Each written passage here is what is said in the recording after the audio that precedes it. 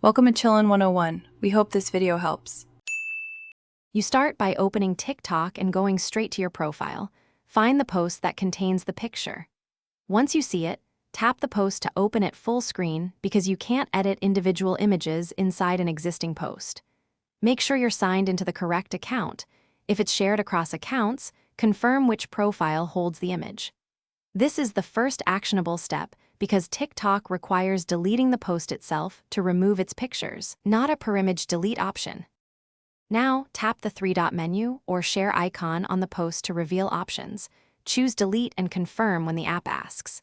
This permanently removes the post and all embedded images, which is why you must be deliberate.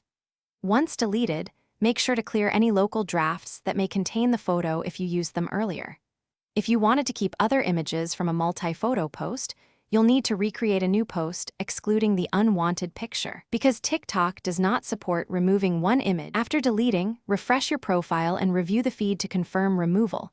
Once done, clear the app cache or force close TikTok if the image still appears due to caching.